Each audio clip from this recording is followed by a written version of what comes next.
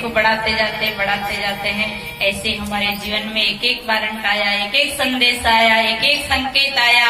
बाल सफेद हुए तो हमने मेहंदी लगाकर काला बाल कर लिया, और आंखों पे आया बुढ़ापा तो हमने चश्मे लगा ली, और हमने और को तो बेवकूफ बनाया सो बनाया, पर यमराज को भी बेवकूफ बनाया, क्योंकि हम स्वयं बेवकूफ है इसलिए दूसरे को बेवकूफ बनाते हैं। तो देखिए फिर क्या है, तीजा बुढ़ापा दांतों पे आया, तीजा बुढ़ापा दांतों पे आया, दिन बाल को बनाई रे दे गई जवानी, दिन बाल को बनाई रे दे गई जवानी।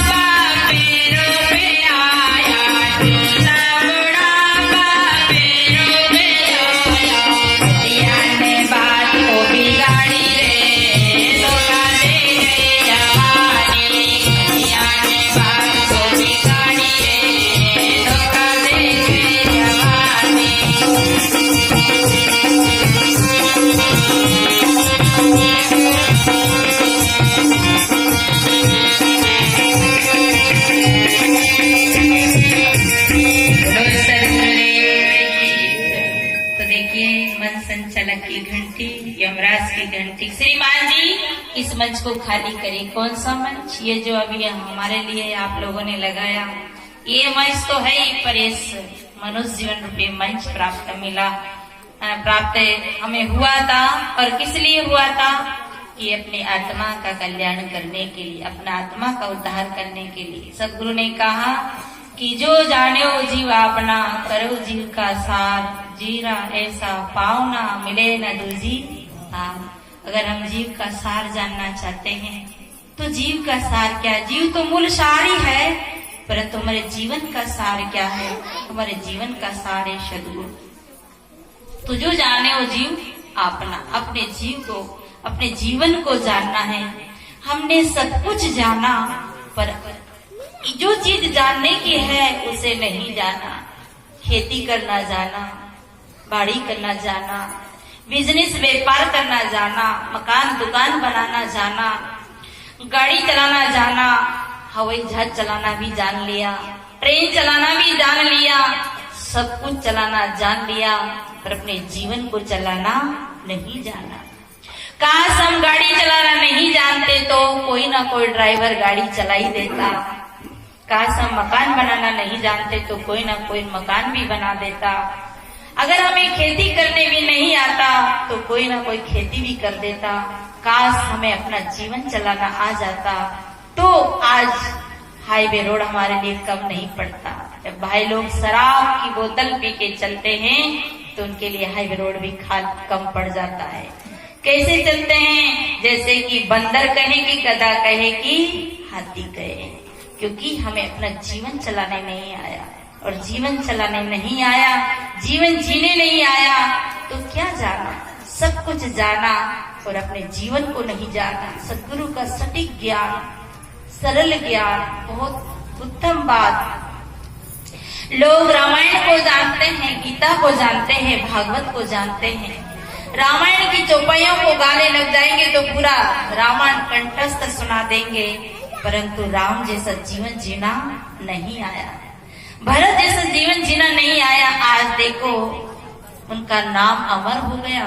लोग उनका, हर कथाकार उनका नाम लेते हैं। क्यों लेते हैं? कि जब अयोध्या की जो गद्दी इधर राम ने परित्याग किया तो उधर भरत ने भी परित्याग कर दिया। दोनों ही तरफ से फुटबॉल हो गई। इधर राम ने लात मारी तो उधर भरत ने भी लात मार दी, क्योंकि उन्हें जीना आया और जीकर गए।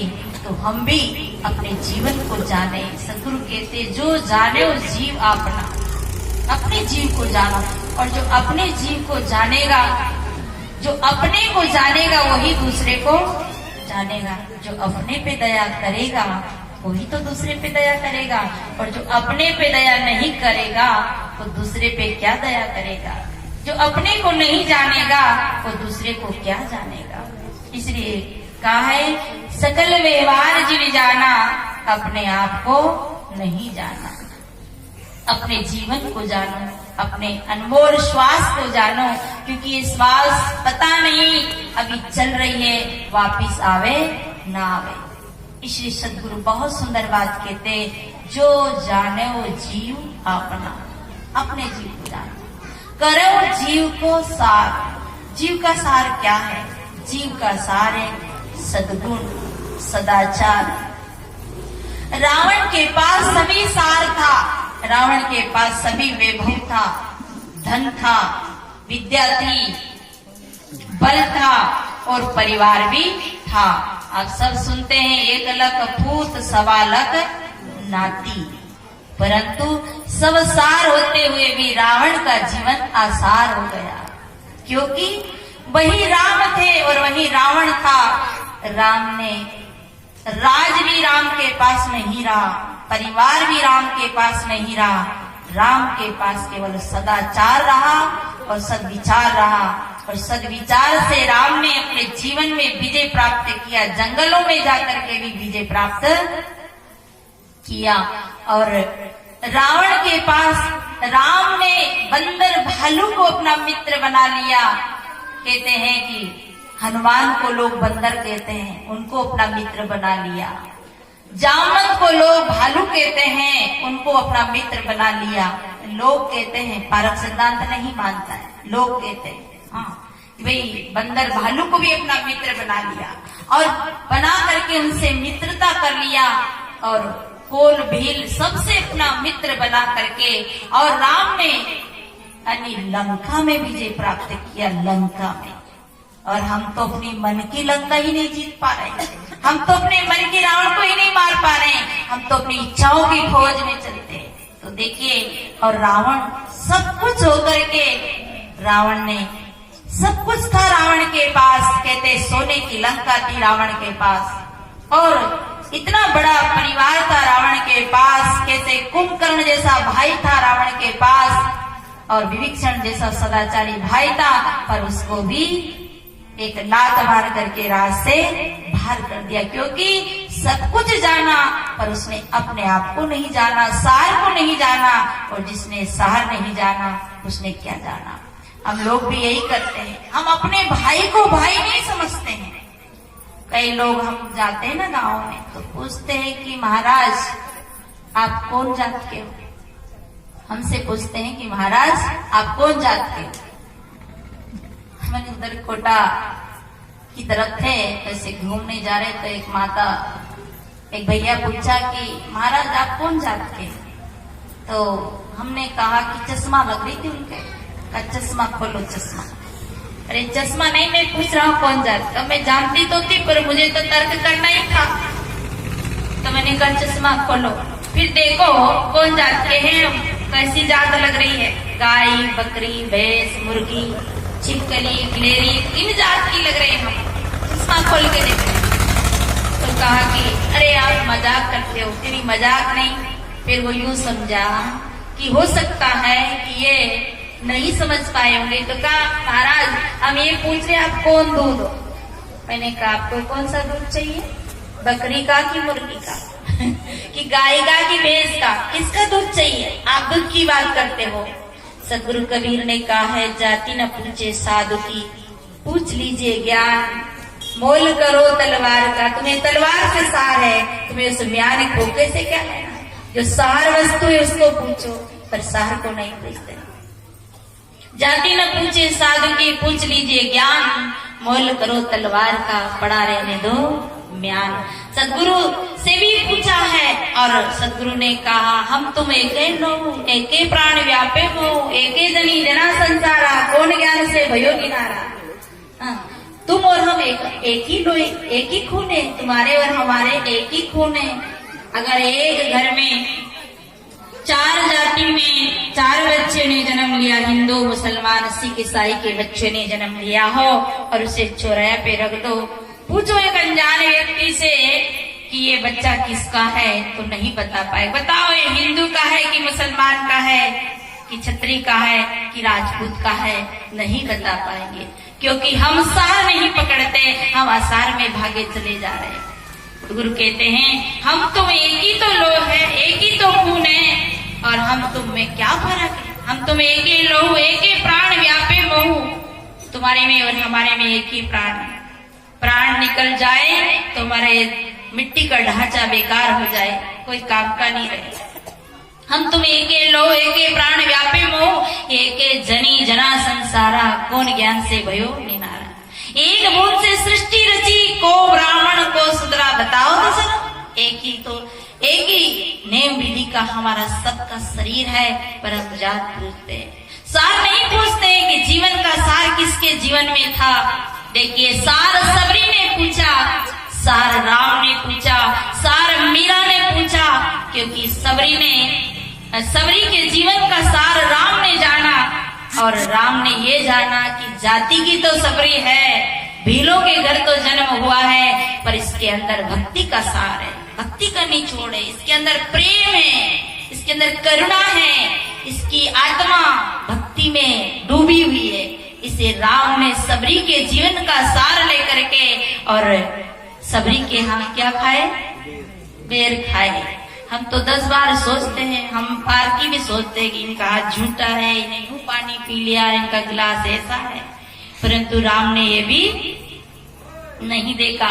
मीरा ने देखा, मीरा का जन्म क्षत्रिय कुल में हुआ, पर उन्हें रविदास जी से सार लिया। और सार कब लिया, कहते हैं मीरा जब रविदास जी से मिलने गई तो पत्र भेजा कि मेवाड़ की रानी मीरा आज से मिलने आ रही है। तो उन्होंने कहा कि कह दो हम स्त्रियों से नहीं मिलते हैं, हम स्त्रियों से नहीं मिलते हैं। तो उत्तर दिया मीरा ने कि बता दो गुरु महाराज को कि आत्मा स्त्री है कि पुरुष। कबीर साहब कहते हैं हंस न नारी पुरुष है, ये जो आत्म तत्व है ये ना पुरुष है ये ना नारी है। तो उत्तर दिया कि बता दो जो गुरु महाराज को कि जो ये बोलने वाली आत्म तत्व है वो स्त्री है कि पुरुष। तो गुरु ने कहा आने दो, क्योंकि उन्होंने सहार लिया, सहार जाना जीवन में सार।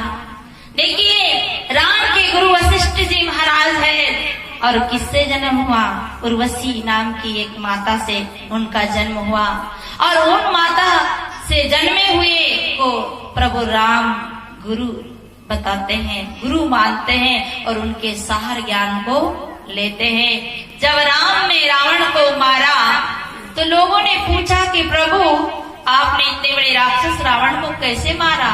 तो भगवान राम कहते गुरु वशिष्ठ कुल पूज्य हमारे, इनकी कृपा दानुज रण मारे। गुरु वशिष्ठ कुल पूज्य हमारे, इनकी कृपा दानुज रण मारे।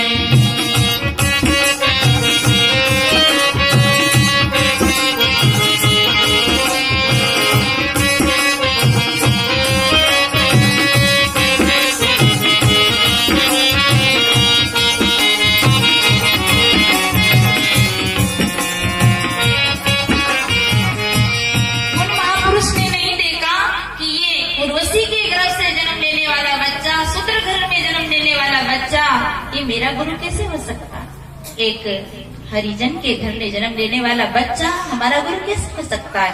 परंतु सहार लीजिए, साधु ऐसा चाहिए जैसे हम सबको ने साधु है। आप समझ रहे इधर वाला साधु नहीं, हम सब साधु है, क्योंकि सार लेने आए हैं, जीव का सार समझने आए हैं। और सार सिद्धांत कबीर ने दर्शाया, और जिंदों का ज्ञान और मुर्दों का ज्ञान कराया कबीर ने। इसलिए जिंदा बोध दिया कबीर ने, सहार दिया कबीर ने। सबने तो ऊपर आकाश पाताल की बातें कही, पर कबीर ने जिंदा का बोध दिया, आत्मा का बोध दिया, परम सत्य का बोध दिया।